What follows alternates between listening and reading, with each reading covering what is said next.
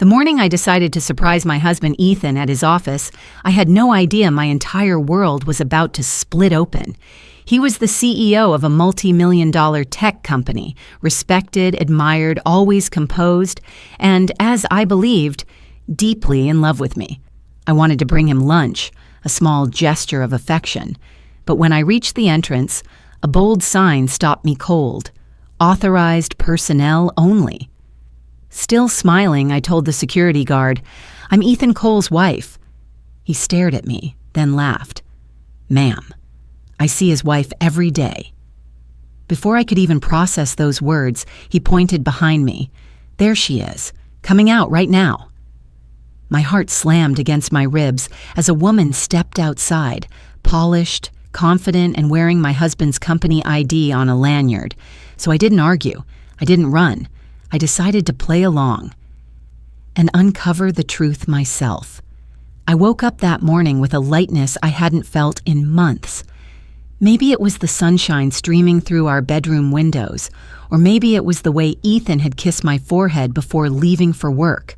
Quick, distracted, but still warm enough to make me smile. After 12 years of marriage, surprises had become rare between us, so I decided to create one myself. I packed his favorite lunch, grilled salmon, lemon rice, and the chocolate tart he always said reminded him of our honeymoon in Paris. I even ironed my blouse, curled my hair, and dabbed on the perfume he bought me last anniversary. A silly gesture, perhaps, but love sometimes looks like small things. Ethan was the CEO of one of the biggest tech companies in the city.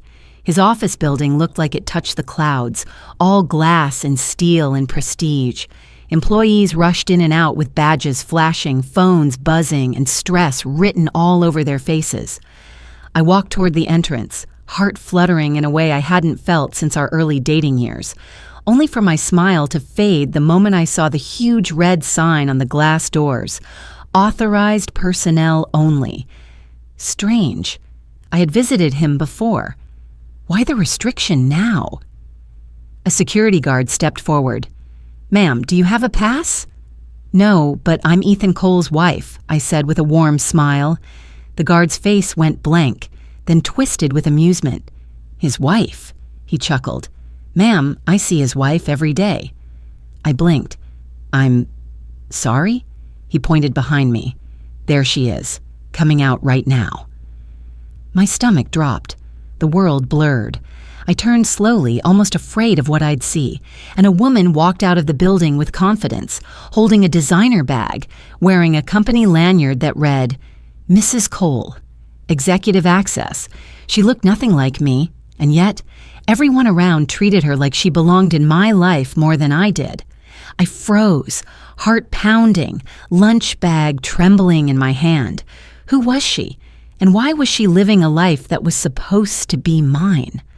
For a moment, I thought the ground might vanish under my feet. The woman, the one the guard called Mrs. Cole, walked past me without a glance, her heels clicking sharply against the marble floor. She had the kind of elegance that didn't need attention. It simply demanded it, and the employees near the entrance treated her with respect I had never seen directed at myself, the real wife. I should have confronted her. I should have shouted my name, my marriage certificate, my 12 years of loyalty. But my instincts, stronger than my shock, whispered one word: don't react. Watch. So instead, I took a slow breath, steadied my voice, and turned back to the guard. "You know," I said casually, hiding the tremor in my chest, "I'm actually here for a job interview. I didn't want to say it earlier. It's a surprise for my husband." He raised a brow. "Interview? Nobody told me." "Because it's internal, confidential." The lie slipped out smoother than I expected. The guard hesitated, then shrugged. "All right, ma'am. Head to the reception desk." I exhaled discreetly. Step 1. Entry. Inside, the lobby was a shrine to Ethan's brilliance. Massive displays featuring his achievements, awards, magazine covers. Everywhere I looked, my husband's face stared back at me, and with every portrait, a knot tightened in my chest. Receptionists whispered as I approached. Their eyes drifted from my face to the elevator where the other woman had just disappeared moments ago. One of them smiled politely. "You must be here for the internal candidate evaluation?" Another lie came easier than it should have. "Yes." "Please wait in the lounge. Mrs. Cole will join you shortly to escort you up." Her words sliced me open. Mrs. Cole, the title that belonged to me, given freely to someone else. I sat in the lounge pretending to scroll my phone, heart pounding like a warning drum. Who was that woman? Why did everyone believe she was Ethan's wife? And what kind of secret life had my husband built inside these shining walls? The lounge felt too beautiful for the kind of panic twisting in my stomach. Soft leather seats, marble counters, a massive wall-sized digital aquarium. Ethan's company spared no expense. Everything looked polished, intentional, successful. Everything except my life. I watched employees pass by one after another, each wearing sleek ID badges. Many of them glanced my way, not in recognition, but curiosity. A few whispered behind their hands, "That's her? Looks different today." "No, that's not. Mrs. Cole has darker hair." "So who is she?" Their words drifted like poisoned needles. "Mrs. Cole, Mrs. Cole, Mrs. Cole."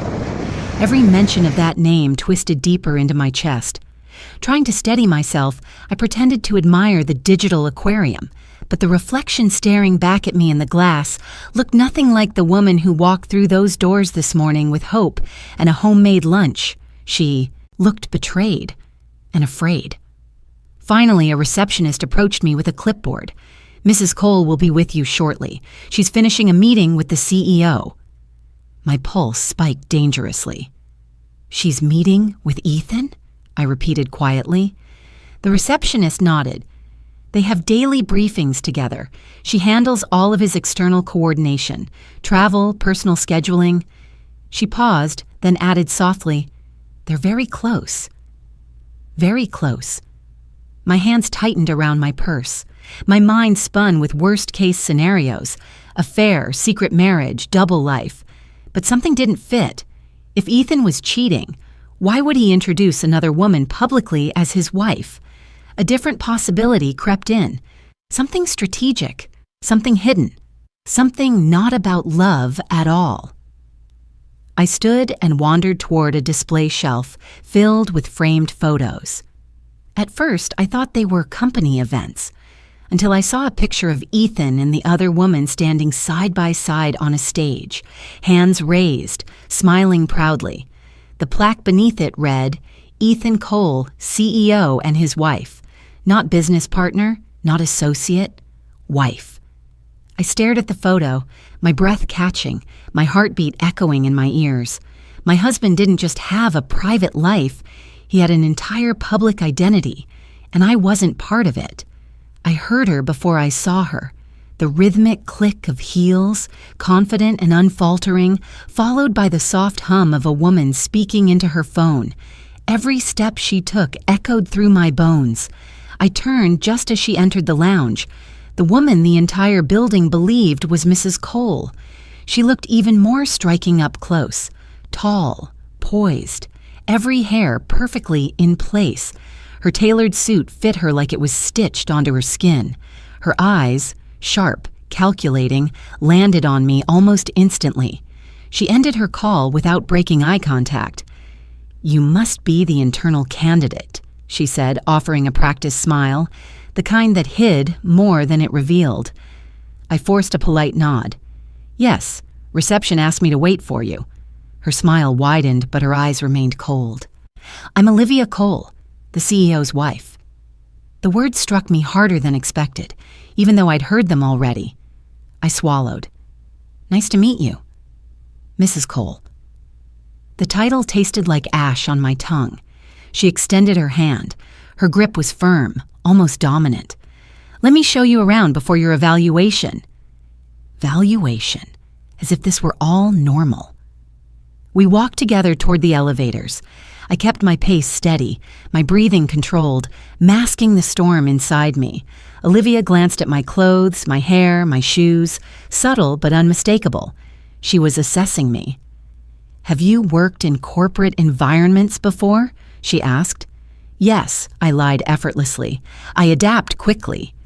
"I'm sure," she replied smoothly. "Ethan prefers competent people around him." Hearing her say my husband's name, like she owned it, sent a tremor down my spine. The elevator doors slid open and we stepped inside. As they closed, trapping us together in a silent metal box, she turned slightly toward me. "You look nervous," she observed. "I'm fine. You don't need to be intimidated by me." Her tone was gentle, but her expression wasn't. People often are. It's understandable. I met her gaze, steady and controlled. "I don't intimidate easily." She tilted her head, intrigued. "We'll see." The elevator chimed. As the doors opened onto the executive floor, one truth became painfully clear. Olivia wasn't just pretending to be Mrs. Cole. She had the entire building convinced, and she wasn't planning to let go of that power easily. The executive floor felt like another world, quiet, polished, almost sacred. Glass walls framed every office, revealing employees who moved with a sense of purpose, their eyes sharp and disciplined. This was Ethan's domain, his empire. And yet, nothing here reflected me. Olivia walked ahead confidently, greeting people with a graceful nod. Every employee greeted her with a warmth and familiarity that twisted inside me like a knife. "Good morning, Mrs. Cole." "Did the CEO approve the new partnership, ma'am?" "Will you and Mr. Cole be attending the gala together?" Each greeting chipped away at my reality. The world knew her as Mrs. Cole. The world believed her. We entered a glass conference room. 2 assistants were arranging documents. They straightened immediately when they saw her. "Mrs. Cole, we finalized the CEO's itinerary for next week. He asked us to give it to you directly." One assistant handed her a file, then turned to me with a curious glance. "And you are—" Before I could answer, Olivia interjected smoothly. "She's a candidate for internal placement. Ethan likes to review recruits personally." The assistants exchanged impressed looks. "She must be good then. Mr. Cole only interviews people he sees potential in." Potential. My husband saw potential in a fictional version of me, but not in the woman he married? I forced a small smile, just hoping to meet expectations. "Oh, don't worry," one assistant said warmly. "Mrs. Cole always knows exactly what the CEO needs. She handles everything. Projects, travel, even his personal affairs." Even his personal affairs. The words echoed. "Some say they're the perfect power couple," another assistant added, "a match made for the corporate world." A perfect couple. My throat tightened. Olivia said nothing, but the faint smile she wore, confident, claiming, was enough to make my blood run cold. This office didn't just accept Olivia as Ethan's wife. They admired her, respected her, defended her, and without knowing it, they were helping her erase me completely. As Olivia continued guiding me through the executive floor, my mind churned with questions I couldn't voice. Every hallway, every polished door, every smiling employee tightened the invisible rope around my chest.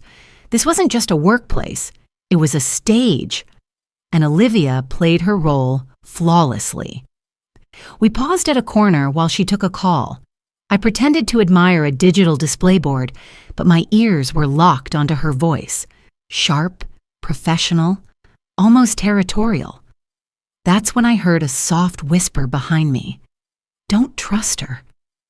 I turned. A young man, barely in his 20s, stood near the wall clutching a stack of folders. His eyes darted anxiously from Olivia to me. "I'm sorry?" I asked quietly. He swallowed hard. "Please act normal. She doesn't like when people talk to others without her knowing." A chill prickled up my spine. "Do we know each other?" "No," he said quickly, "but I know who you are." My breath hitched. "What do you mean?" He stepped closer, lowering his voice so much I barely heard him. "You're not supposed to be here. Not as yourself." His gaze flicked to Olivia again, then to me, full of urgency. "What do you know about Ethan?" I pressed. The intern exhaled shakily. "More than she thinks. More than anyone here thinks." He handed me a paper from his folder, blank, but he used it as cover while whispering, "The CEO isn't living the life he wants. He's trapped." "Trapped by who?" I asked. He looked straight into my eyes. "By her, and by people above her. It's not what you think. None of this is." My fingers trembled. "Why are you telling me this?" "Because if you're here pretending to be a candidate, it means you're already in danger of being noticed." His voice shook. "And because he talks about you sometimes, quietly, when he thinks no one is listening." My heart stopped. But before I could ask another question, Olivia's voice sliced through the air like a blade. "Is there a problem here?" The intern straightened instantly, face turning pale. No, Mrs. Cole, just delivering documents." Olivia's eyes narrowed, too sharp, too observant. She looked at me, then smiled, a smile that didn't reach her eyes. "Let's continue." Olivia resumed walking, her heels clicking in a steady rhythm that echoed down the executive hallway, but I could feel it, the tension in the air. She knew something was off. Whether she sensed the intern's warning or simply didn't trust my presence, I couldn't tell. When we reached a corner office, she paused. "This is the CEO's private suite," she said, her voice crisp. "You'll wait here until he's available to meet you." I nodded, pretending to adjust my purse while watching her through my peripheral vision. The moment she turned away and walked down the hall, her phone pressed to her ear again, I made a decision that surprised even me. I followed her. Not closely. I stayed several paces behind, ducking behind glass partitions and decorative plants whenever she glanced around. My pulse hammered in my ears, but the intern's warning replayed inside me like a broken record. "Don't trust her. He's trapped. You're in danger of being noticed." Olivia descended a restricted stairwell using a code panel. The door clicked shut behind her, but I reached it just in time to see the code's reflection flash faintly across the polished metal frame. 4 digits. I repeated them silently, heart pounding, and entered them. The lock released with a soft beep. Inside was a dim, narrow corridor that led not downward as expected, but upward. I climbed slowly, following the faint sound of Olivia's heels above me. At the top of the stairs, she stepped into a room I didn't recognize from any public floor plan, an office filled not with glass and sunlight, but with locked cabinets, thick files, and a long table covered in documents. I hovered behind the door, peeking through a narrow opening. Olivia spread several folders across the table. My stomach twisted. Photos of Ethan, contracts, dates, email printouts, and at the center, a file labeled Coal Consolidation Project, Phase 2. Her fingers hovered over Ethan's picture, then tightened into a fist. Whatever she was planning, my husband was at the center of it, and none of it looked like love. I held my breath as I peered through the narrow gap in the door. Olivia moved with a precision that didn't match the role of a CEO's spouse. No softness, no warmth, no hint of emotional connection. She was methodical, strategic, dangerous. She opened a thick folder and pulled out a stack of documents. My eyes darted across the table, trying to absorb every detail. There were financial charts, board member profiles, confidential reports, emails labeled urgent, internal only. But what stopped my breath was the wall. A whole section of it was covered in photos. Ethan speaking at conferences, Ethan shaking hands with investors, Ethan leaving our home. Red strings connected each photo to various dates, charts, and newspaper headlines. It looked less like admiration and more like surveillance. Olivia leaned closer to one photo of Ethan standing beside his team. Her jaw tightened. "They think they can corner him," she muttered to herself. "Not if I accelerate Phase 2. Phase 2. The same words I saw on that folder. Careful not to make a sound, I stepped deeper into the shadows, my mind racing with possibilities. Was this corporate strategy? Blackmail? A takeover attempt? Then I noticed something tucked underneath another folder, a glossy photograph of me, my face, my smile, standing in our kitchen holding a cup of coffee, a normal morning moment captured without my knowledge. My stomach lurched. Why was she watching me? Suddenly, Olivia's phone buzzed. She answered immediately. "Yes, it's almost ready," she said in a low voice. "The board needs final confirmation. Once the CEO signs the revised trust contract, everything transfers." Transfers? I leaned even closer. "But don't worry," she continued, her tone shifting into a chilling calm. "He trusts me. He'll sign whatever I put in front of him, and once his assets are redirected, the real Mrs. Cole," she laughed softly, "becomes irrelevant." My breath caught in my throat. I wasn't irrelevant. I was being erased. One paper, one signature, one lie. And Ethan would lose everything. Olivia closed the folder and locked it with a code I couldn't see. She gathered the remaining documents and exited through a different hidden door. I remained frozen for several seconds, gripping the edge of the table to steady myself. My husband wasn't just living a double life. Someone was actively constructing one for him, and I had no idea how deep the danger went. I slipped quietly out of the hidden room and down the restricted stairwell, replaying Olivia's words in my head. Once the CEO signs, everything transfers. Transfers to who? And why was she so certain he would sign anything she placed in front of him? By the time I returned to the executive suite, my pulse was still thundering. I pretended to admire the view from the floor-to-ceiling windows, breathing slowly, masking the panic twisting inside me. Then the air changed. I felt him before I saw him. Ethan. My husband walked down the hall, flanked by two senior executives discussing projections and deadlines. He looked the same, calm, confident, composed. That familiar tilt of his shoulders, the slight furrow between his brows, the steady cadence of his voice. For a moment, my chest tightened with something painfully close to longing. But then he looked at me and didn't flinch. No recognition, no surprise, nothing. He offered me the same polite, professional smile he'd give any stranger in the building. "You must be our internal candidate," he said warmly. "I'm Ethan Cole." My breath caught. He was acting, pretending. He stepped closer and extended his hand. His eyes, those eyes I knew better than my own, held something beneath the surface. Fear? Warning? Or was it guilt? I forced my trembling hand into his. "It's a pleasure to meet you, sir." "Sir." The word tasted like betrayal. Ethan held my hand a heartbeat too long before releasing it. "Mrs. Cole will brief me about your qualifications later. I'm looking forward to the interview." "Mrs. Cole?" He said it without hesitation, as if he meant Olivia, as if the past 12 years had vanished. The executives excused themselves, leaving us alone for a fleeting moment. Ethan's smile faded. His jaw tightened, almost imperceptibly. Then, barely moving his lips, he whispered, "You shouldn't be here." Before I could respond, Olivia appeared behind him, slipping her arm casually around his. "Ready for your meeting, sweetheart?" Ethan stepped back from me, mask sliding into place.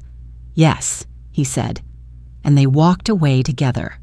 I stood, frozen long after Ethan and Olivia disappeared around the corner. His warning, "You shouldn't be here," echoed in my ears like a siren I couldn't escape. He wasn't shocked. He wasn't confused. He wasn't even angry. He was scared. But of whom? Before my thoughts could spiral further, a soft voice whispered behind me, "Come with me. Now." I turned to see the same intern from earlier, his face pale, eyes darting nervously down the hallway. He clutched his badge tightly, as if it were the only thing keeping him grounded. "Please," he urged, "if Olivia sees us talking again, she'll report me, and you'll never get a chance to learn the truth."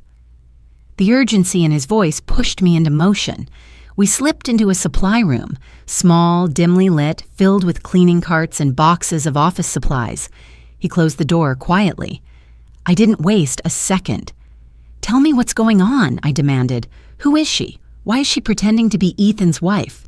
And why is he acting like he doesn't know me?" The intern inhaled shakily. "Because he can't acknowledge you, not here, not in front of the board. They're watching everything he does." "Why?" "They're blackmailing him." My heart stopped. Blackmailing him how? He ran a trembling hand through his hair. 3 months ago, someone hacked into the company's internal servers. They stole confidential files connected to government contracts. Sensitive, dangerous information. They framed Ethan for negligence. The board told him if he didn't cooperate, they'd make the investigation public. My stomach twisted. "What does cooperation mean?" He swallowed. "Signing over control of the company, step by step, piece by piece. Olivia isn't his wife, she's their handler. Her job is to monitor him, guide him, and make sure he does exactly what they want." My pulse hammered. "And the fake marriage?" "A cover," he whispered. "It's how they isolate him, how they control his image.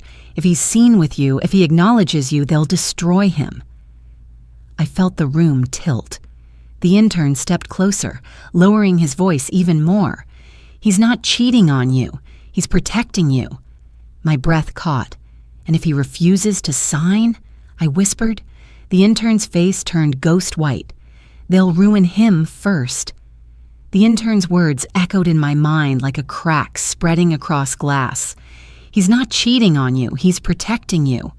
But if Ethan wasn't unfaithful, then who was Olivia? And why did she wear my title like armor?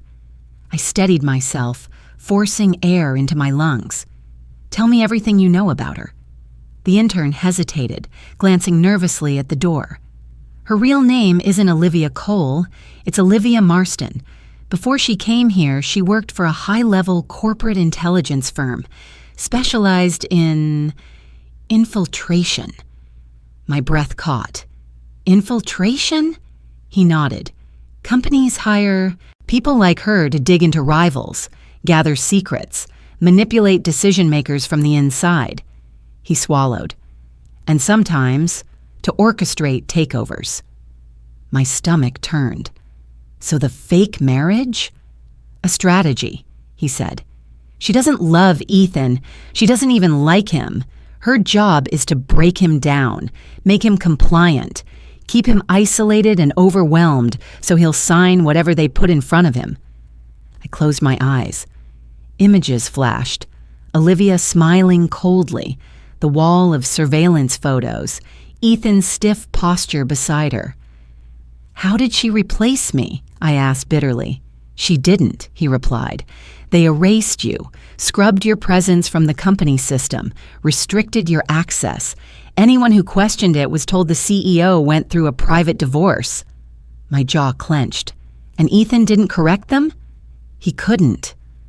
The intern's voice softened. "He's being watched. Every message, every call, every employee he speaks to. If he shows loyalty to anyone outside their control, he becomes a liability." A chill ran down my spine. "Who hired her?" I whispered. He hesitated again, then stepped closer. "Members of the board, not all of them, but enough to control outcomes, enough to corner him." I pressed a trembling hand to my forehead. "Why didn't Ethan tell me? Warn me?" "He tried," the intern said gently, "but they intercepted his messages, monitored his home security. He feared involving you would put a target on your back. The only way to protect you was to distance you." A tear slipped down my cheek before I could stop it.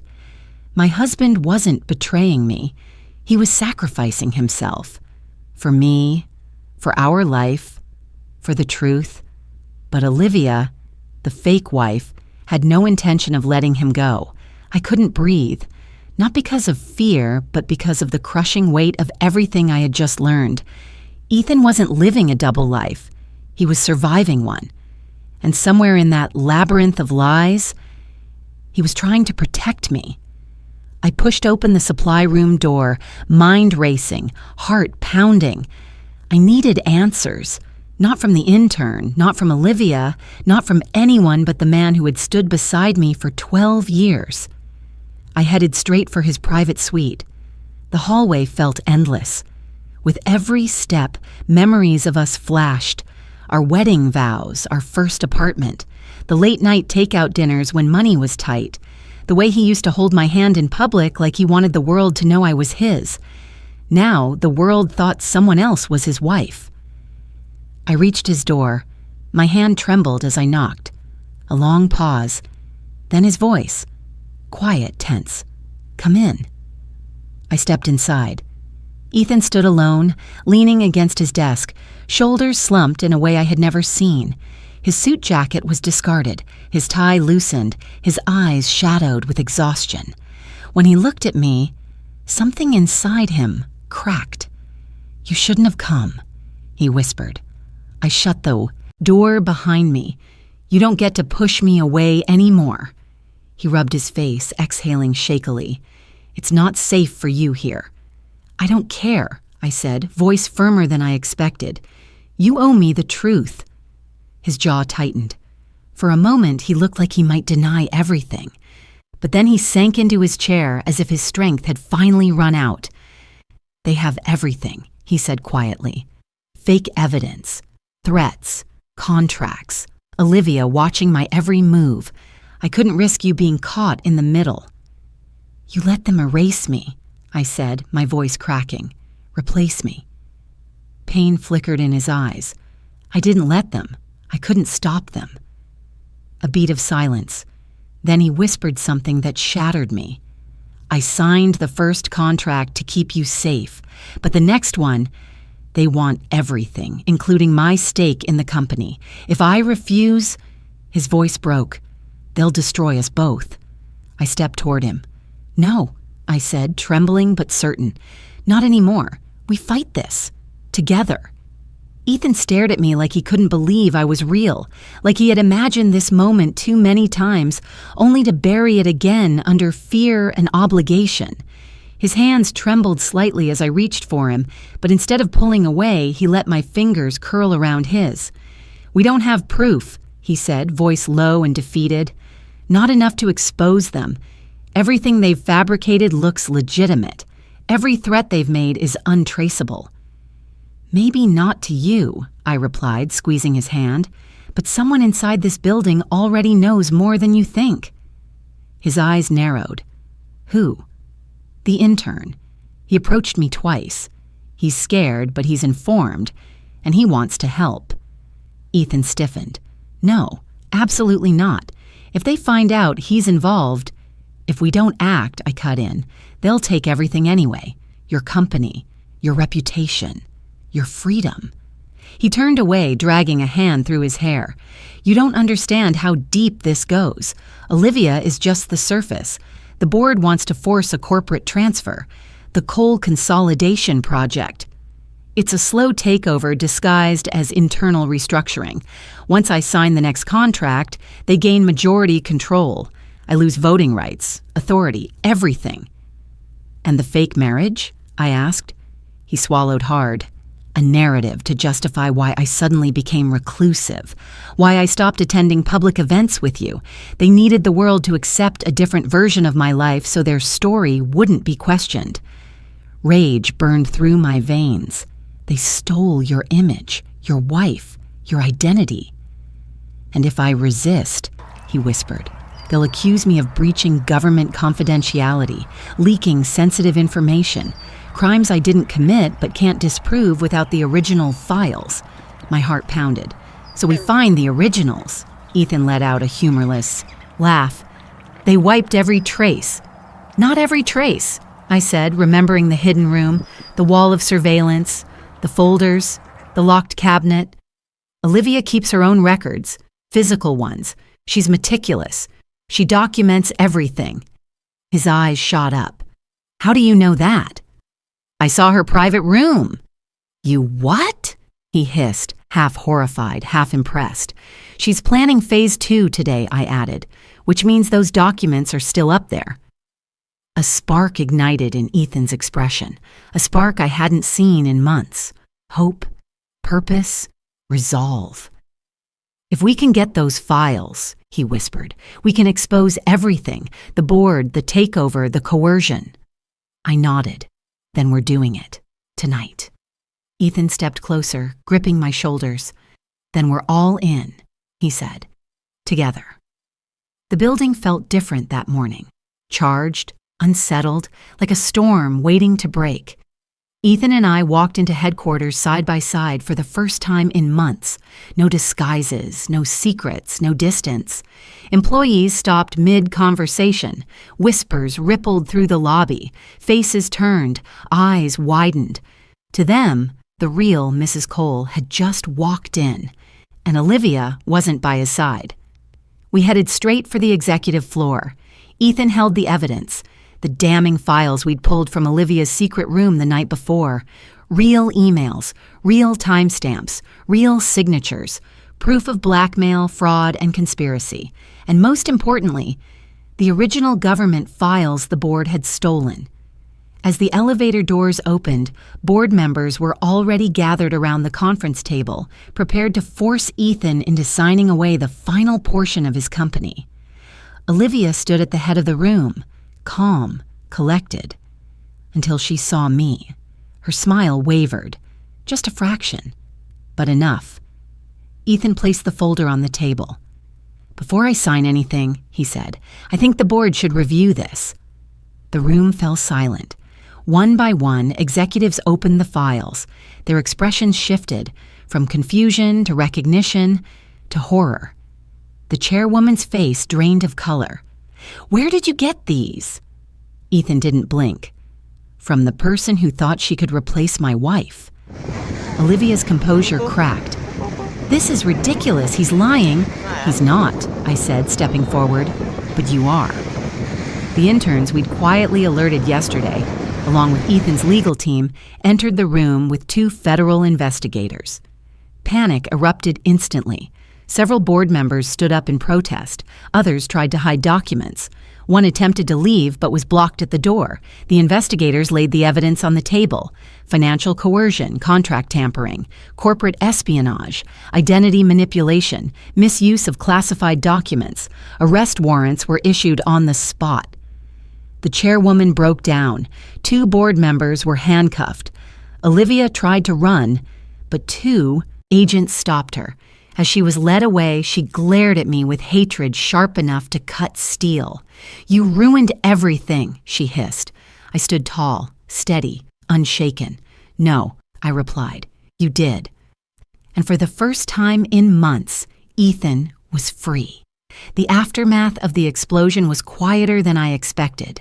Headlines blazed across every news outlet about the corporate coup attempt, the arrests, the leaked files, and the stunning downfall of high-ranking board members.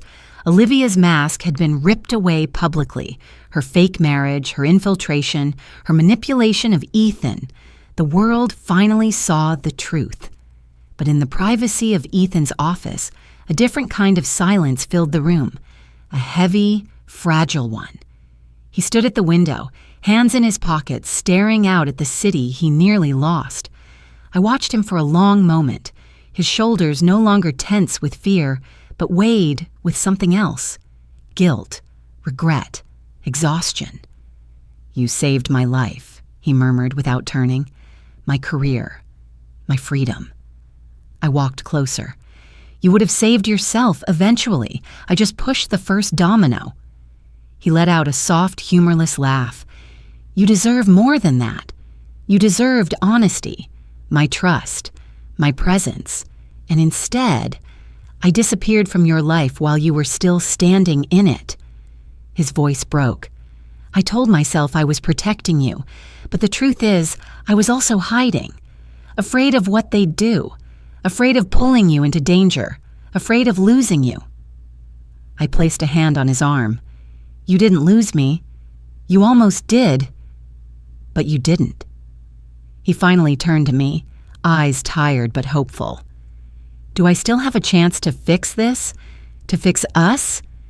The question lingered between us, tender and painful. Months of distance, a fake wife, a stolen identity, a marriage that had been pushed into the shadows. Could something broken so deeply ever be whole again? I looked at him, not as the CEO, not as the victim of a conspiracy, but as the man I married, the man who once made me feel safe, adored, seen. We can't go back, I said softly, but maybe we can go forward. His breath trembled. Together? I nodded. Together. But slowly, honestly, no walls, no lies. Ethan stepped closer, touching his forehead to mine. Whatever it takes, he whispered. I'll spend the rest of my life earning that. Outside his office, applause echoed. Employees celebrating the survival of the company, the fall of corruption, the return of their real CEO. But inside, it was just us, choosing each other again. Not because we had to, but because, after everything, we still wanted to.